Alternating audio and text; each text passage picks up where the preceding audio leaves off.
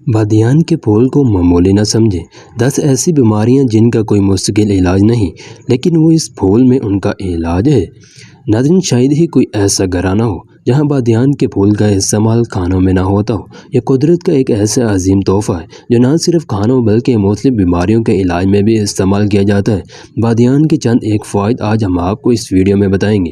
ان میں سے نمبر 1، جگر۔ جگر کے امراض میں بادیان کی جڑیں مفید ہیں۔ معدہ، جگر اور گردوں کے امراض میں بادیان کی جڑیں استعمال کرائی جاتی ہیں۔ نمبر 2، قبض۔ بادیان 6 گرام اور چنا مکی 6 گرام دونوں کو جوش دے کر چھان کر حسب ضرورت چینی ملا کر پی لیا جائے تو قبض جاتی رہے گی، یعنی کہ قبض رفع ہو جائے گی۔ نمبر 3، خفقان۔ جن لوگوں کو وحشت و خوف اور دل تیز دھڑکنے کی شکایت ہو وہ بادیان 5 گرام، گلگون زبان 5 گرام لے کر چھان لیں، شہد 1 چمچ ملا کر چند روز صبح نہار میں پی لیں تو یہ بہت ہی مفید ہے۔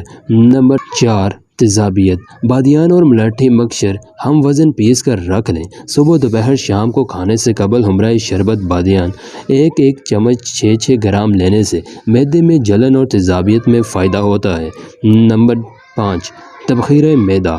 قاصر ریا ہونے کی وجہ سے تبخیر معدہ میں بہت مفید ہے، طبیعت کو سکون دیتی ہے۔ تبخیر معدہ والے لوگ بادیان کو پیس کر صبح و شام 5 گرام بعد از غذا کھا لیا کریں یا جوش دے کر پی لیا کریں۔ نمبر 6، صفوف تبخیر۔ بادیان اور دانہ الائچی کلا ہم وزن لے کر پیس لیں اور دوپہر شام کھانے کے بعد 2 گرام تازہ پانی سے کھا لیا کریں۔ نمبر 7، صفِ بصارت۔ بادیان کا صفوف 5 گرام ہمراہ گاجر کا رس 1 گلاس چند روز تک مسلسل پینا مفید ہے۔ ہاتھ پاؤں جلنا۔ جن لوگوں کو ہاتھ پاؤں جلنے کی شکایت ہو ایسے لوگ روزانہ صرف بادیان 6 گرام تازہ پانی سے کھا لیا کریں، فائدہ ہوگا۔ بچے کی رہ، یعنی شیر خواہ بچہ عموماً پیٹ کے امراض کا شکار ہوتے رہتے ہیں جن میں رہ بڑھ جانا سب سے زیادہ ہے۔ ایسے بچوں کو 6 گرام بادیان جوش دے کر دن میں 4 یا 5 مرتبہ 1 چمچ پلانا مفید ہے۔ نمبر 8، اکائی متلی۔ بادیان 3 گرام، پودینہ 3 گرام، دار چینی 1 گرام، الائچی سبز 3 عدد جوش دے کر چھان کر پی لیں۔ نمبر 9، بھوک نہ لگنا۔ جن لوگوں کو بھوک کم لگنے کی شکایت ہے وہ ان چیزوں کو ملا کر روز پئیں، بھوک اچھی طرح لگے گی۔